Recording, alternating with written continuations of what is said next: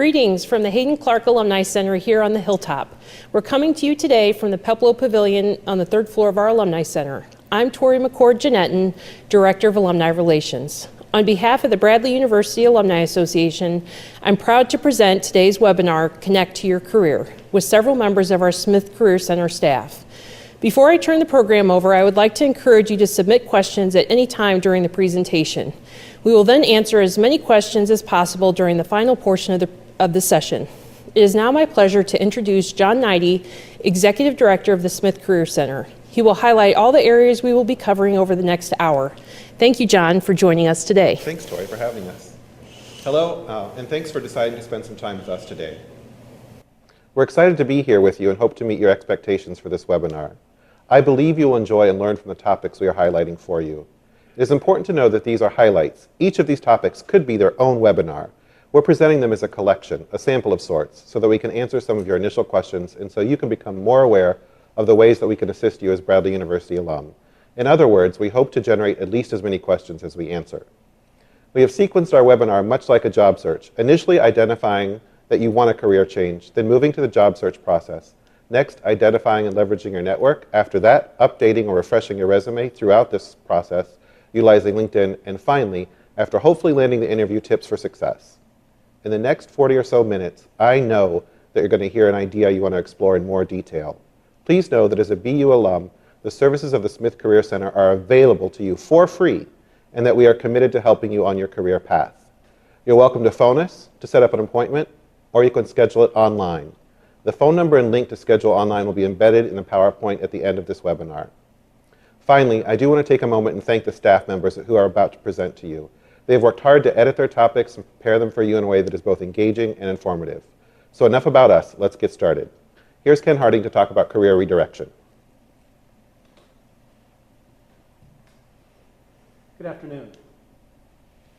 There's three common scenarios that I see with alumni who are really looking at refocusing or redirecting their career. The first scenario is when their work itself is quite satisfying, but they're struggling for market success. Sometimes this happens just because technology changes are forcing them to make some changes in their personal career plans. A great example of that is insurance underwriting. That's a field that has had a lot of tremendous potential in the past, but is forecast to have an actual 6% decline over the next decade. The actual numbers of underwriters will be going down. That makes it a tough career to enter.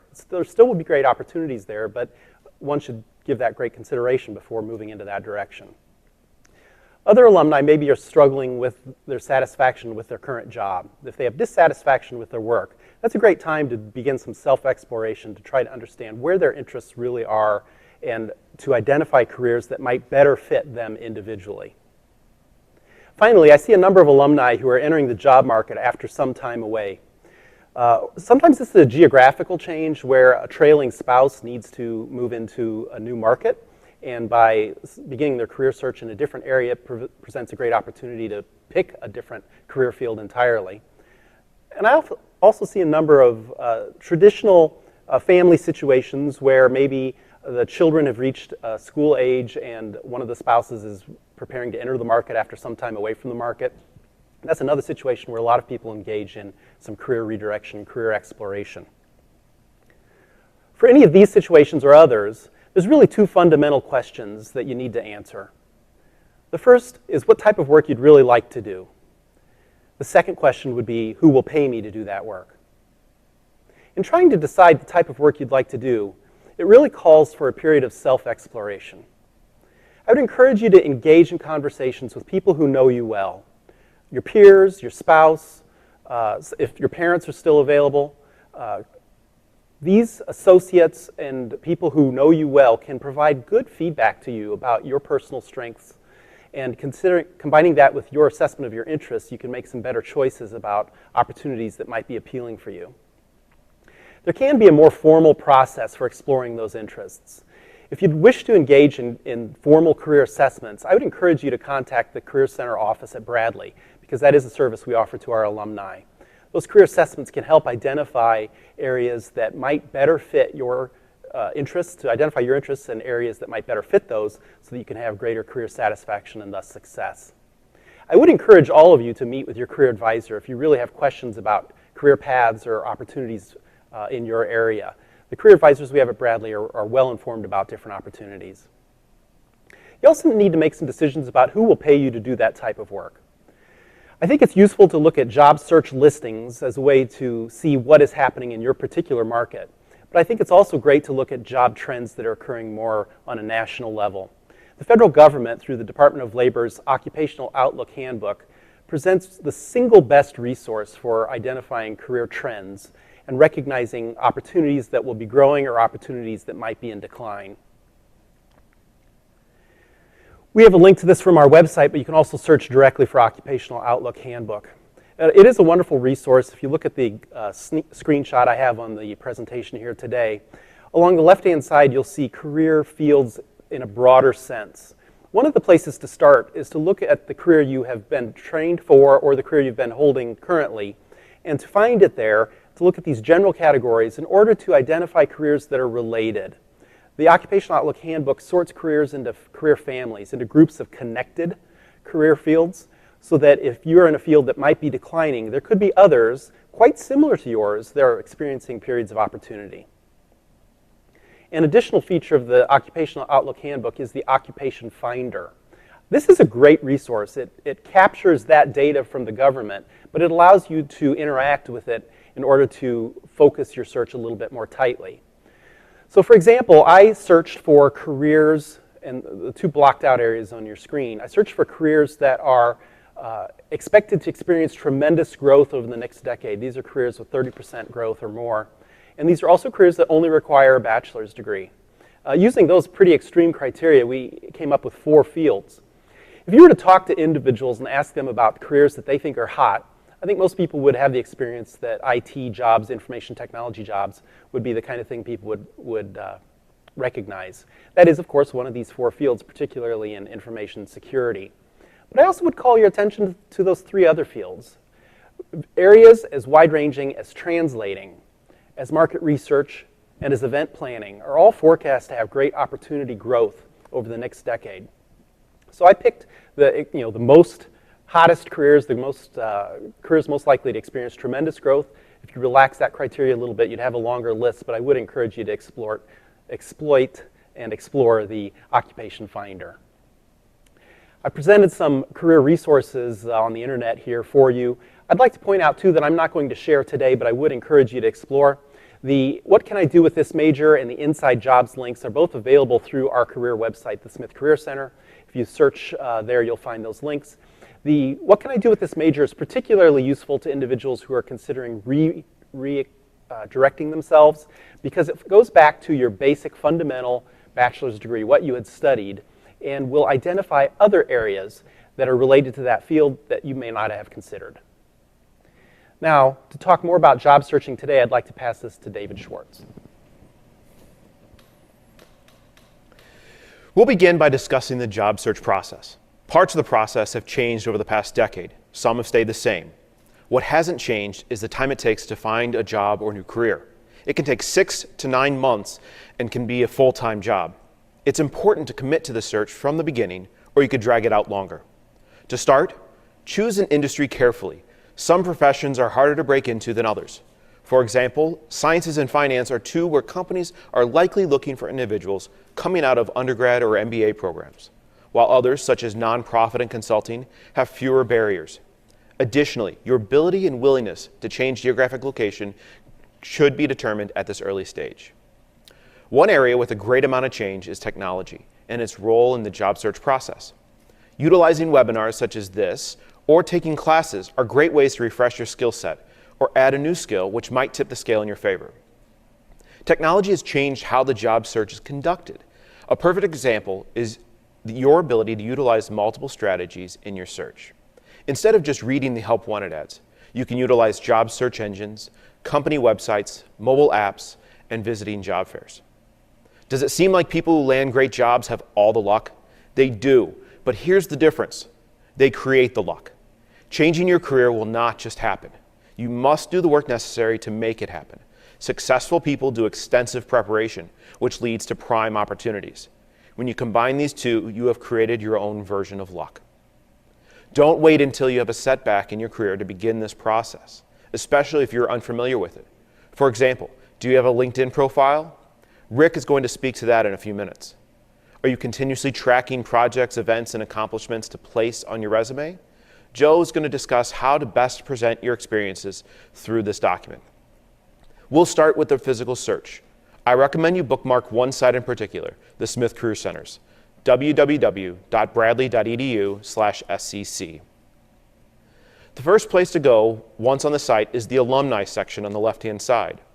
You then click on Job Search Sites. When this page opens, you see 6 areas into which we have the sites broken down. One area I would draw your attention to is nonprofits. Even if you aren't interested in entering this field, bear with me for a moment. Within this category, click on Idealist.org. The reason I direct you here is to help you begin your search.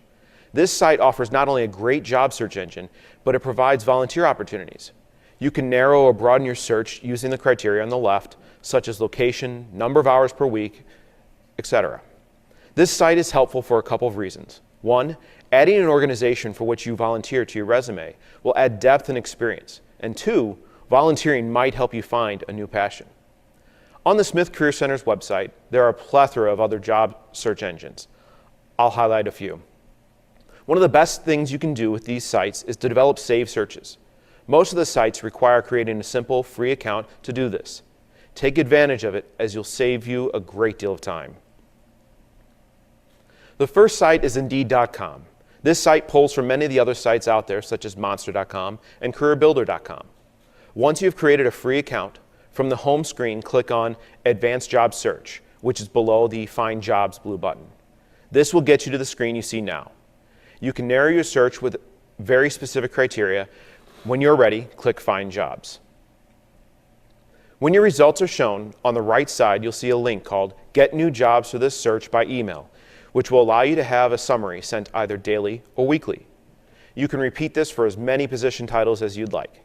Indeed also has a well-made app for both Android and Apple mobile devices, and the app includes the ability to use saved searches. The next site is us.jobs. Please note this doesn't have a .com or .org following it. It is us.jobs. You can also search illinois.jobs, marketing.jobs, or just about anything else. Try it out. It might help you with your search. Something to keep in mind is to not just use these sites to search for jobs. Use them to find nuggets of information which provide deeper insight and knowledge so you can relate your career assets to company needs. A great site to assist with this is Glassdoor.com. Again, you can set up saved searches, but this site is filled with helpful information. As you can see, once you set up a free profile, you can view salary information based on geographic location, company or organization, or a specific position. Additionally, you will find employee reviews of the company and, of course, job listings. Again, Glassdoor.com has an app for Android and Apple mobile devices. Beyond traditional job search engines, professional associations and organizations might have job listings specific to that field. Even if you aren't involved, this would be an ideal time to get involved and take advantage of these resources. Getting involved with organizations is part of the search process, leveraging your network, which Kim Dunn will talk about. Thank you. Networking, we've heard it a million times. It's not what you know, it's who you know, although we obviously think it's important to have a vast variety of skills and experience, but who do you know? So realistically, the number one way to land a position right now is networking. 78% of people are landing positions through actual networking. So when that comes to kind of defining that, so who do you know? So who are your warm contacts? We're looking at family here, it could be friends, it could be past professors, it could be us here in the Smith Career Center, your alumni, reaching out to those folks that you do know and make sure that you're communicating with them about your career goals. And then some people that you just need to go out and meet. So getting out there, whether it's volunteering, so if you find something that you're passionate about, joining one of those organizations where you can volunteer, or maybe it's a professional network, but we do value that face-to-face time. Building those relationships, getting to know people. We want people to get to know you. We want you to be authentic, put yourself out there, and start building those relationships. So again, back to volunteering. So if there's something you're passionate about, we've had plenty of stories of alumni going out there, volunteering volunteering in their community, getting to meet very successful people. Maybe a job doesn't come of that right off the bat. It might take a few months, it could take a year of volunteering, but then you're vested in that organization, you're just expanding that network, and that becomes very valuable. When you start thinking about those conversations, effective communication, and making sure that you are also listening, we want you, again, to be authentic, have a purpose in your conversations. You're never asking for a job, more so you're asking for that advice or looking for that kind of mentoring relationship. We also think it's important for you to be clear in those career goals. So getting back to exploring careers and so forth, doing your research, make sure you understand the intent of the conversation. What are you hoping to get out of that valuable relationship that you're building? Focus on the individual, of course. Don't interrupt people. Again, it's building relationships, so you want to make sure that you kind of are giving and taking at the same time. It should be mutual. It's not just about you. So essentially through conversation, you should be having some questions that they can answer for you, but you're also thinking about maybe how you can reciprocate and help them out. Be considerate in that process. And again, don't ask for a job. You're asking for advice in developing that relationship. And again, being specific to those requests.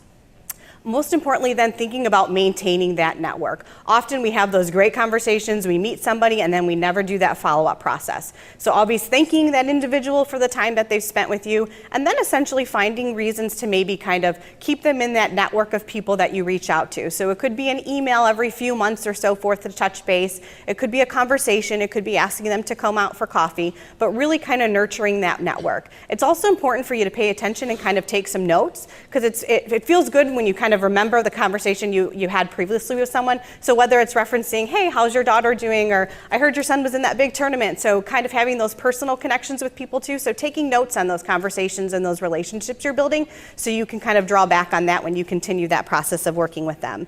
And then again, scheduling time to reach out to those contacts. Sometimes people put like once a week on their calendar, I'm going to call 5 of my contacts and touch base with those people. Or maybe it's every morning. You're going to send out an email and touch base with some of your key networks, your key contacts, and so forth to keep building those relationships, or find new people that you can start reaching out to. And then again, the process again, reciprocate. Make sure that you are equally kind of learning something from them, maybe getting something from them, but you also want to give back and make sure that the relationship is kind of a back and forth, and you're building that as you move on. And I'll turn it over to Joe, who'll give you a couple tips on resumes. All right, now switching gears to resume development. Now, depending on who you ask or talk to, you may receive different pieces of information. What I recommend may be slightly different than what Kim recommends, and that's okay. Really, the idea is just to incorporate those different pieces of information onto a single document that's really unique to you. Now, of course, you first want to understand your own audience. Who are you actually applying to? Now, as you see on the screen here, employers tend to review your resume as if it were an inverted triangle, an upside-down triangle. Now, of course, they review the resume left to right, they read top to bottom, and they focus most of their attention towards the beginning of your resume. So what does that mean for you as an applicant? Well, of course, it means that anything that you feel is most pertinent to the job, make sure to include that towards the top half of your resume. That's most important. And not only that, but employers do typically only review initially your resume for 30 seconds. So whatever you feel is most important, make sure to convey it within those initial 30 seconds while they're reviewing it. Also, what are employers wanting to take note of in your resume? What skills are most important to them? Well, according to the NACE Job Outlook survey in 2013, employers are looking for 5 primary skills on your resume. The first would be communication, second, teamwork, problem solving, planning skills, as well as job-related experience. So the more you can convey that within your resume, the better off you'll be. Now, switching more towards the actual format of the resume, on the screen you'll see a chronological format of a resume. This is known as the reverse chronological order format, basically meaning whatever experience you have, list it in most recent to least recent order. Now, if you're going through a career change or shifting industries, you may have heard of the functional resume format, where you actually are emphasizing your skills over the actual job history. That's fine too. Give it a try if that works for your particular situation. But more likely than not, the chronological format is the most recognized resume by employers and usually the most preferred. Also, 2 things were eliminated from the example that you saw on the screen, or that you do see on the screen. one being the objective statement, and the other being the references upon request tagline at the bottom of the resume. This was done intentionally. Nowadays, with online job resources, when you apply for a job online, it's automatically assumed what you're looking for. So it's okay to leave off that objective statement if you're wanting to replace it with more relevant content. Along the same lines with the references upon request, a lot of times the employer will request that you provide that list of references before you even submit your application. So go ahead and leave that off your resume if that works for you.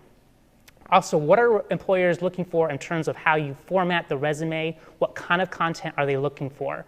Well, a couple things to note. First, I want to dispel the myth that a 2-page resume is bad. It's perfectly fine to have a 2-page resume as long as that relevant content is on the first page. Also, make sure to submit your resume as a PDF.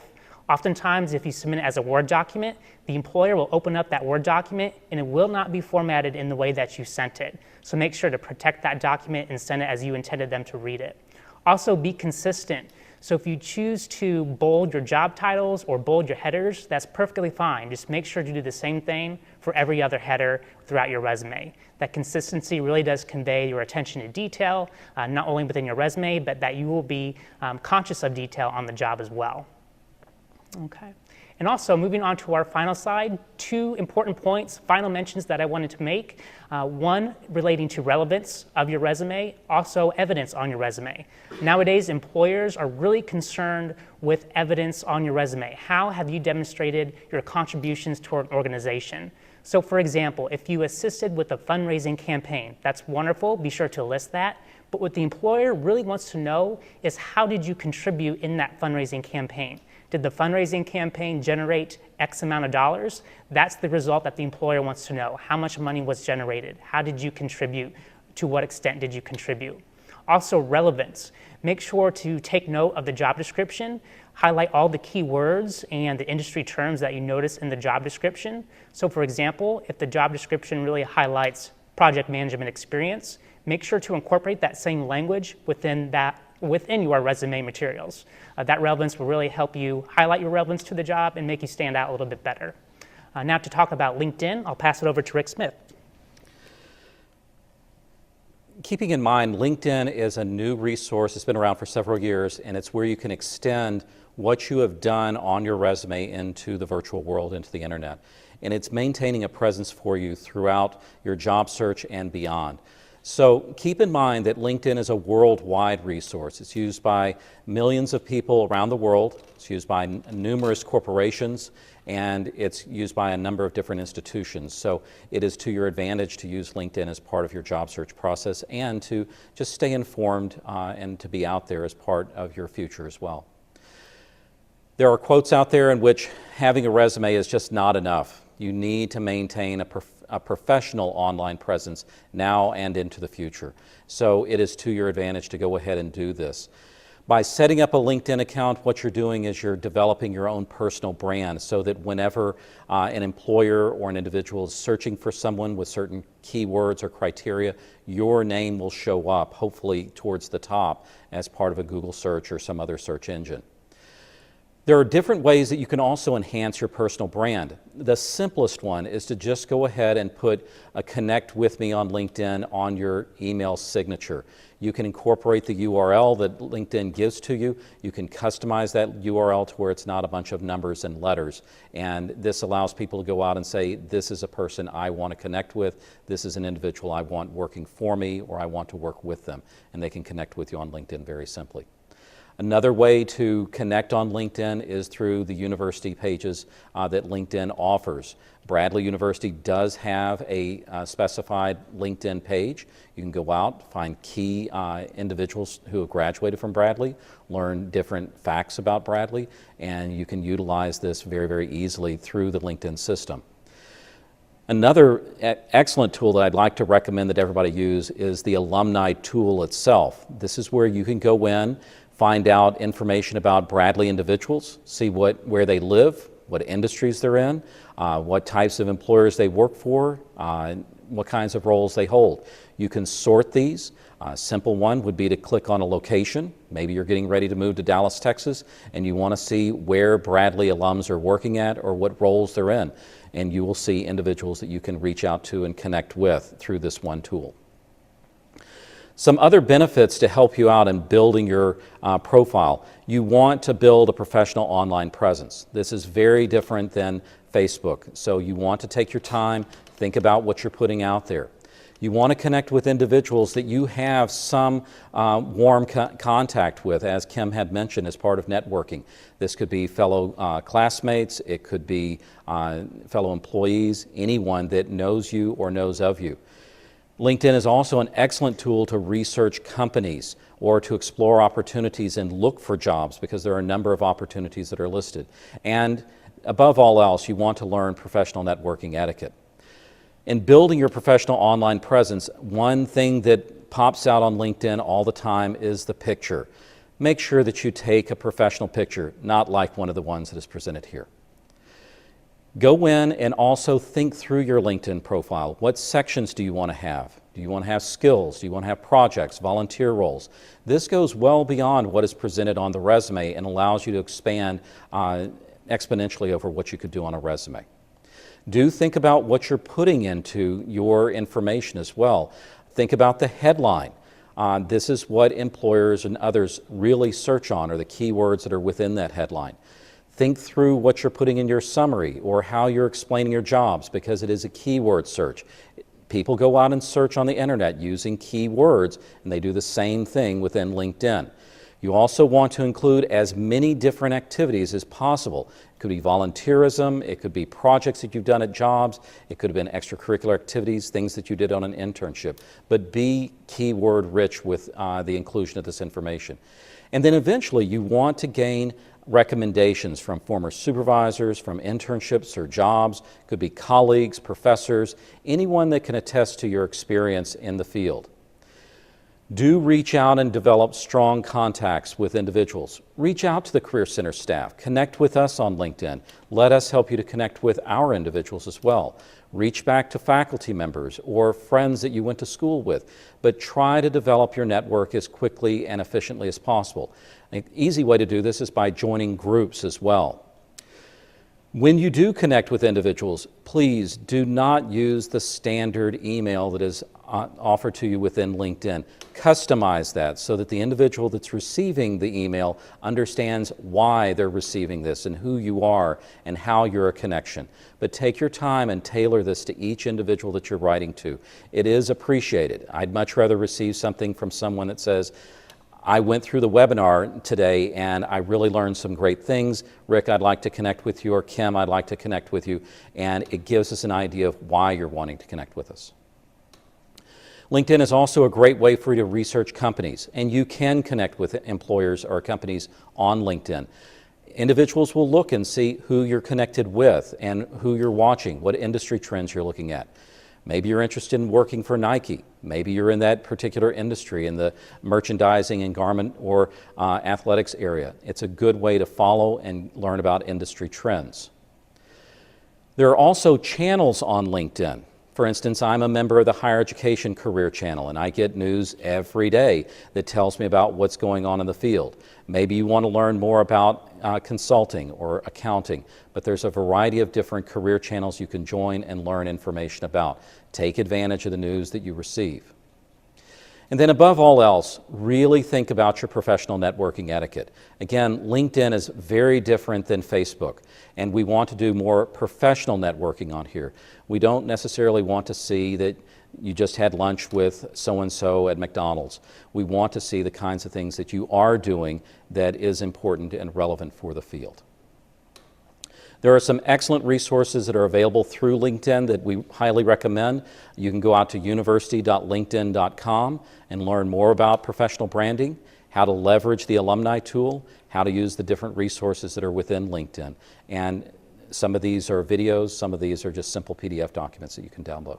I'd like to pass this along now to Molly, and she'll talk about interviewing. Thanks, Rick. Whether or not you realize it, you're preparing for your interview throughout all of the processes you've heard today. So as you're networking with colleagues and speaking about your previous experiences, those are some of the same things you'll bring up in an interview. When you're working on your resume and formatting that specifically for the job, again, that's going to be specifically used for your interview as well.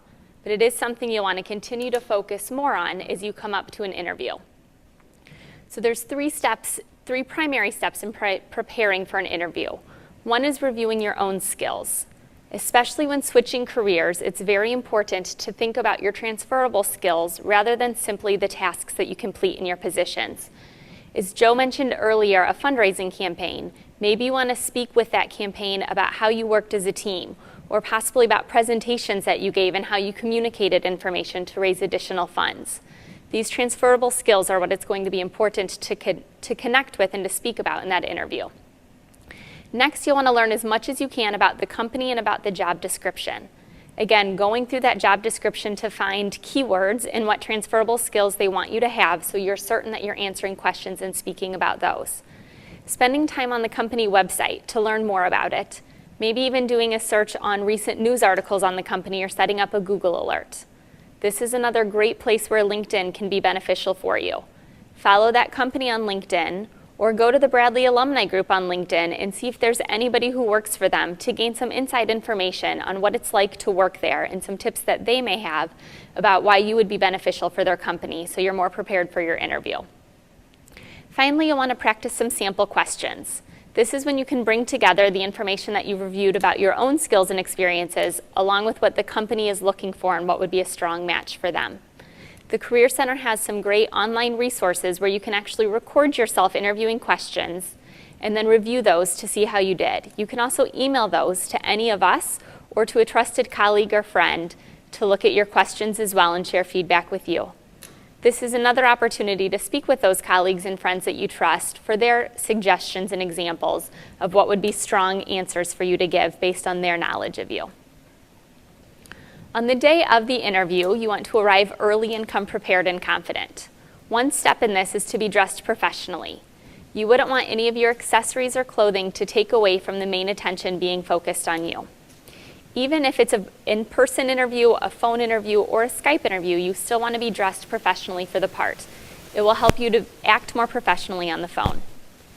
You also want to arrive plenty early, giving yourself at least 15 minutes to be in the correct location, check in where you need to, and to be prepared when somebody comes to find you to begin your interview. Finally, you'll want to have some questions prepared to ask the individuals interviewing you. Be sure to have extra questions in case some are answered along the way. With these questions, you might be able to ask more specifics about the job, maybe what it's like to work for the company, or follow-up questions as to what the next step may be. After the interview, you'll want to continue to keep in contact with the individuals that interviewed you. First and foremost, you would want to share with them a thank you. You can do this through email or by mailing them a note or a letter. Either way, make sure it's in a timely manner so that a decision is not made before they receive your thank you. You'll also want to be sure to personalize it for each person in the interview with you. Comment on a question they asked you, maybe expand on information you shared, or thank them for information they gave that you've appreciated. If you haven't connected with them already on LinkedIn, this would be a great time to do so.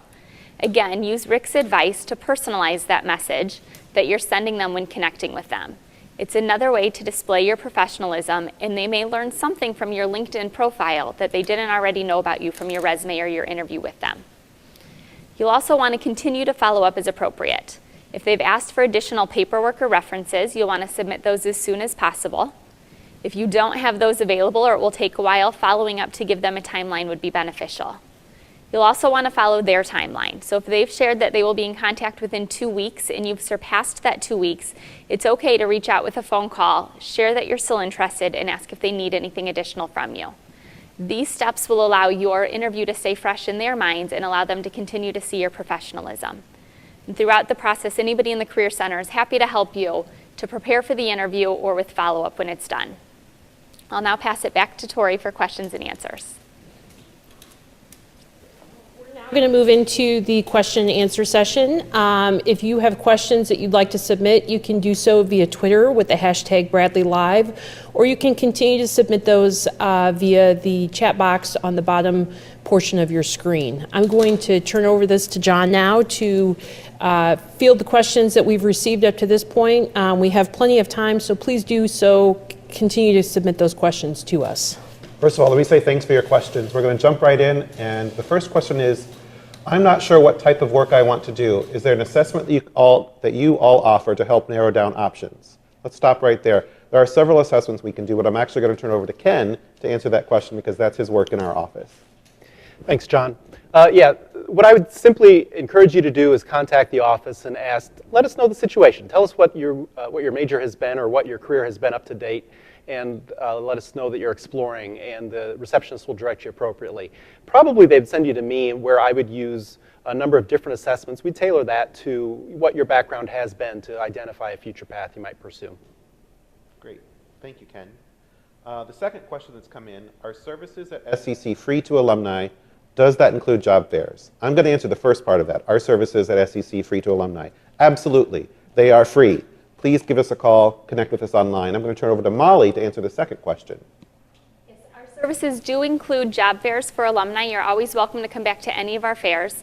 We would actually encourage you to reach out to us before those fairs so that we can help to speak with you about what you're looking for and what employers are there, so that you're really prepared to come in and use the time to the best of your advantage.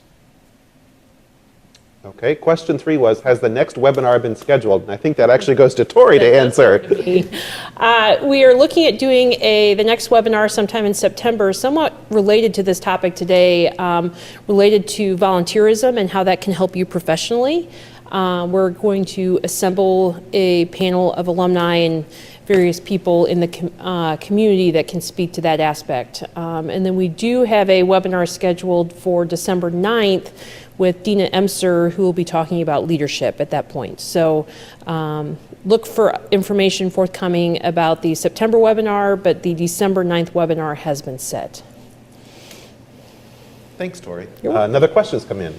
I'm a stay-at-home mom for 15 years and a marketing major. I really like the idea of volunteering. Can you review again how to volunteer? Okay. Review again how to volunteer. Maybe give back, how to get involved in something after being a stay-at-home mom for 15 years. Anybody want to comment? Do you want me to take it? Oh. Okay. Rick, you want to comment on that? Ken had mentioned Idealist.org, and that's an excellent website to start off with. You can go in and you can search for organizations, and you can also look for volunteer opportunities. And you can look for something that's in your area, your hometown, and try to find something that is related to what you want to do. If you want to stay in marketing, you may want to look towards some of the marketing activities that they actually offer through that actual nonprofit organization. It could be event planning, it could be fundraising and development, it could be volunteer coordination or outreach, any number of different things. But these are all great ways to develop skills so that when you're ready to re-enter the workforce, you can do that. One other side note is oftentimes volunteer or nonprofit organizations will look to their volunteers to fill full-time roles. And it's almost like they're doing a try it before you buy it situation. So if they're seeing that you're working out quite well, working for whoever they are, they're going to reach out and ask you to stay with them. Or they're going to refer you on to someone else to say, this is an excellent worker. These are the skills that this individual possesses, and you really should hire this individual because you've proven it by doing this kind of work. Also on Idealist, there are articles that'll tell you how to get involved with volunteering, how to expand yourself within volunteering. Idealist is just one of our favorite websites to use when we look towards the nonprofit arena. Do you have anything you want to add to that? Again, just find something you're passionate about. I think it's important for the nonprofit world to be passionate about their cause. And again, doing that research online and so forth to find those kind of niche areas that might work for you. And then it's just starting small. I mean, if it's just volunteering for an event, it might be just simply that, one event that they have throughout the year that they're looking for volunteers, but just making sure that you let them know that you're willing to do more, what your interests are, and I can see them kind of finding other opportunities to kind of plug you in maybe where it's needed. Okay, the next question is, will we have access to handouts or a copy of the PowerPoint? Yes, they will all be posted on the website at the conclusion of the webinar. The next question is, if you have a common name, how do you make yourself stand out more to be more visible on LinkedIn? That is a great question. Dr. Smith, would you care to take that? I think I have one of the most common names out there with Rick Smith. So they're going to be looking not only for the common name, and I get that all the time. Please go out and try to do a Google search on Rick Smith. I'm Phil Mickelson's swing coach. I'm also the general manager for the Houston, Texas football team, several other things. Actually, I'm a faculty member also down at Western Illinois teaching metallurgy or something like that. There's a variety of people out there that have the same name, because we do have common names. Put other information out there that may be relevant, that they can look for you and say, for instance, Bradley University and Rick Smith, or Smith Career Center and Rick Smith, and that way they're going to search based on that, because it's not unusual. My wife also has a very common name, and we have to do the same thing with her, that they look for her employer or a skill or something along those lines. But in the headline, put something in your summary, that way it differentiates you. But it is a tough one. I do keep Rick Smith on there. That way I can be the Houston Texans general manager. So. Great. Our next question. How do you get across in an online application process willing to move but do not expect moving expenses? That's a great question. Joe, do you want to take that? Yeah. Whether the job description implies it or not, always include a cover letter with your resume. It is definitely a lot more work to do so. Just like the resume, make sure that cover letter is tailored to the individual job. And the cover letter gives you that perfect platform to do just that. Communicate the fact that you are willing to relocate at whatever cost it may be. You don't even have to mention the expense or the expectation of having to pay for those expenses. Just simply mention that you are willing to relocate within that cover letter document, preferably usually within that last paragraph of that piece of paper. So. Great, thanks, Joe. Question 8, can you suggest any resources in nonprofit as I like working there? That's another very good question. Molly, you want to take a stab? You've heard quite a bit already about Indeed, which is a great website to use. Another great spot to start would be your local United Way or local Chamber of Commerce. Reaching out to one of those organizations to see, with United Way, what are their nonprofit partners that they work with.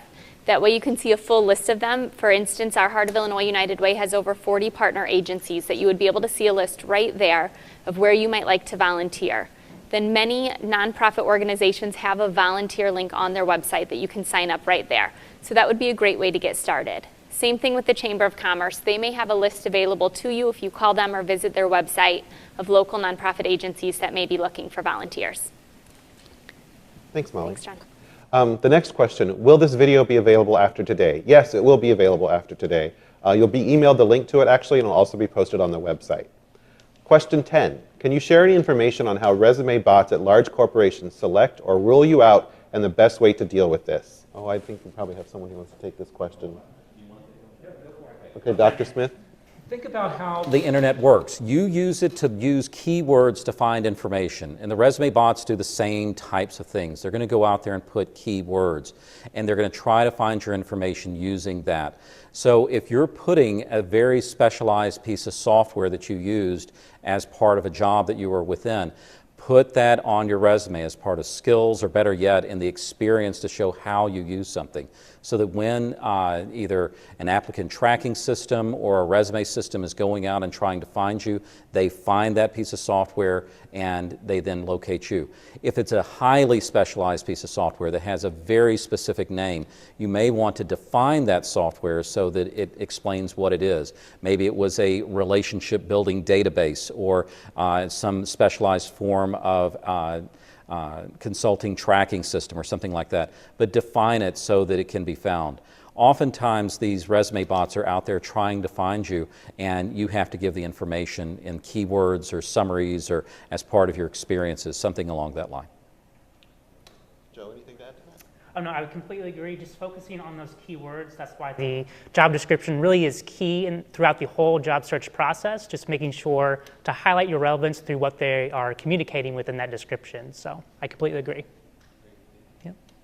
Our next question is, how can I refer to a good job I had but left due to a not safe environment and area, so I had to leave?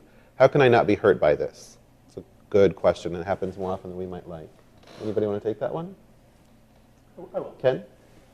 Through the nature of my position, I interact quite a bit with employers who are actually at the stage of making decisions about people that they are considering. I would say that that's probably not as critical of a situation as you might expect. As long as you have the relevant background, the experiences, the training, the skill set that they're looking for, employers do understand that organizations differ. If it's a situation, it might even be that the reputation of that workplace is known throughout the industry. So, it is something to prepare for. I would not refer to that in my resume generally, but I would have answers and explanations ready for when that question might come up during an interview. But I would encourage you really to think through it and to think that employers are more interested in the skill set that you're bringing. And if you have a reasonable explanation for your career path, they'll accept that. Great, thank you.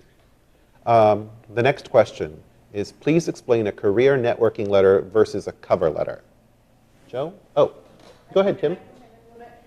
Typically what your career networking letter essentially is going to be, again, is building that relationship, maybe looking to someone to get some new advice. So it's going to maybe be a list of questions that you're kind of just looking to kind of get that person's input. So it's, if it's very specific to a person in an organization, it could essentially be how did you do your research on this organization when you were looking at positions? Can you tell me anything about the hiring process and how I should prep for that? It could also be questions about typical skills and experiences that they're looking for. So it's, again, it's a little bit geared towards like gaining new knowledge, knowing a little bit more about an environment, a person, a company, versus a cover letter is pretty much scripted directly to a position that you're applying for. So again, looking at that job description, you're going to see key details, whether it be desired skills or it's going to be job duties, and you're kind of writing a cover letter based on how do you fit that organization, how do you fit that position, what can you contribute to make you an ideal applicant for that position. I don't know if you have extra. Great answer, Kim. Thank you. Our next question is, what tips do you have for law enforcement where recertification is required? Well, more than likely that's someone that's coming out of the criminal justice field or something related, and I'm the career advisor that works with those students. What I would probably suggest most is contact the Career Center so that I can talk with you one-on-one about your question. Recertification, there are several different steps that we'd have to look at. Some of this I'm probably going to have to do some research on and talk with you about and get some additional information about. Different states, different kinds of fields require different requirements, and you and I would need to discuss this further. So again, what you can do is call 309-677-2510, and the receptionist would be happy to set you up with an appointment. Thanks, Rick. As you all are thinking through more questions, I have one that I would like to address to the staff. How do you address in your resume those gaps in your work history, whether we had to mention from a stay-at-home mom or someone that's been laid off due to the economy? What's your best thought on how to address that in cover letter or resume, or both? All right, thoughts on those gaps in the cover letters and resumes that we all get concerned about? Well, in terms of the resume, really have to think about the resume as a snapshot of what you want to include and convey to the employer. So let's say you've been out of work for maybe 5 years or even longer.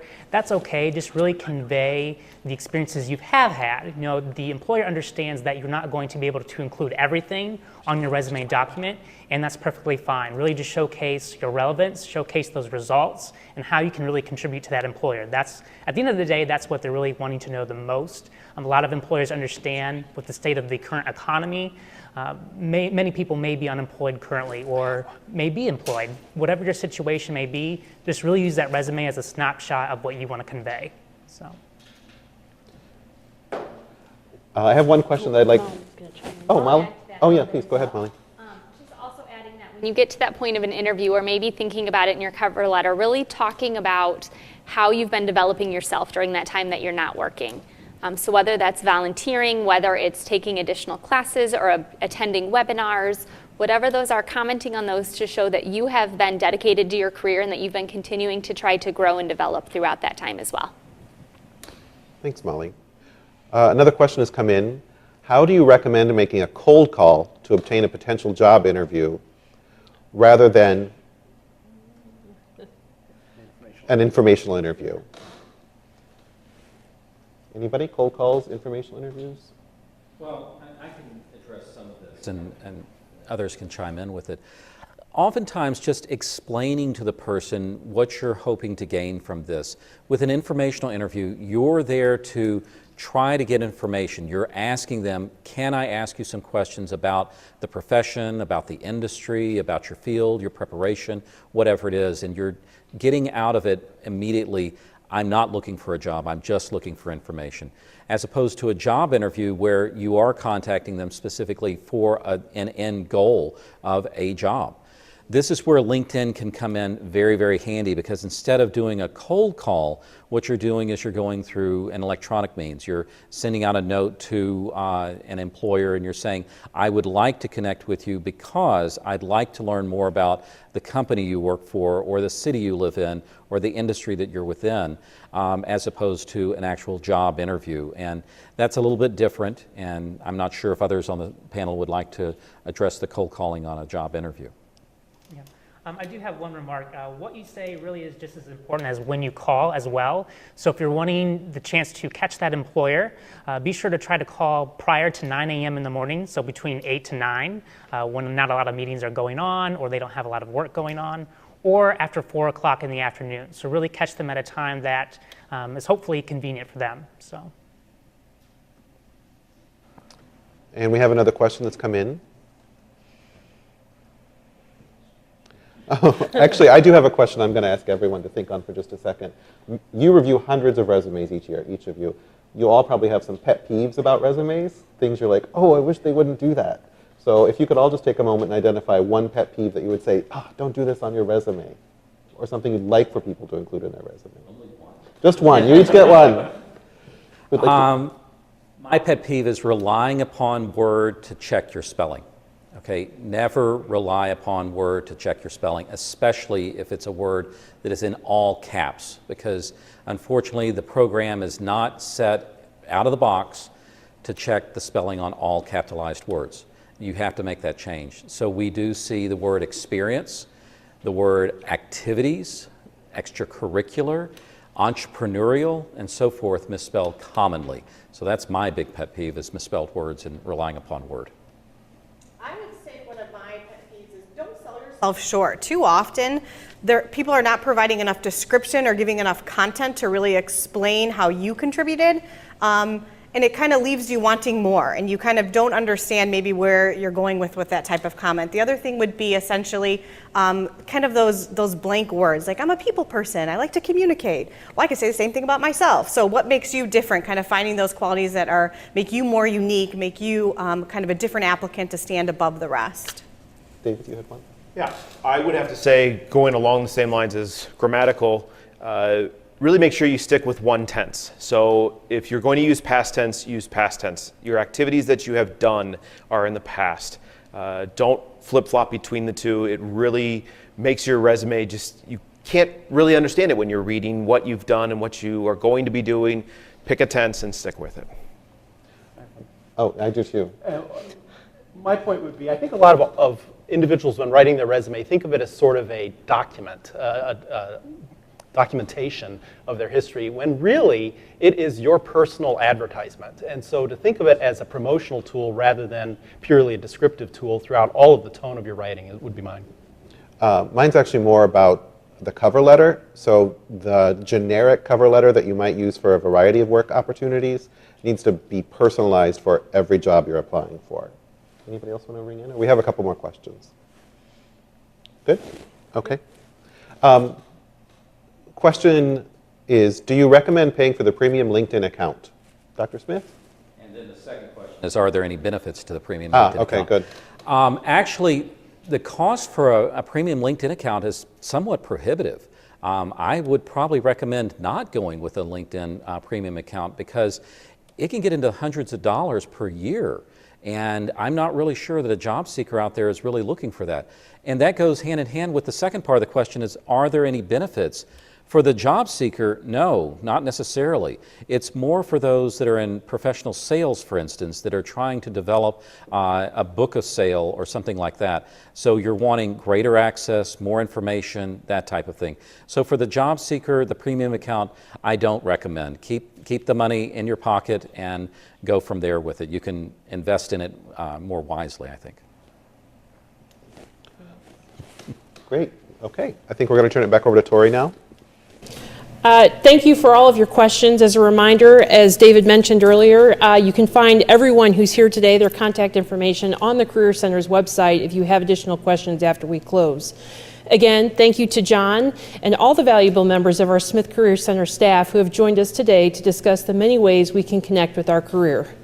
Finally, I ask that you mark your calendars for June 11th through the 13th, 2015, yes, next year, for our next Leadership Summit. Once again, we will be bringing a wide range of industry leaders to campus focusing on leadership, collaboration, and innovation. Stay tuned as we will be announcing our keynote speakers very soon. In the meantime, please complete our post-webinar survey, or if you have questions or comments about this webinar or any other alumni programming, please don't hesitate to call or email our office. Thanks again for joining us, and we hope you have a great afternoon.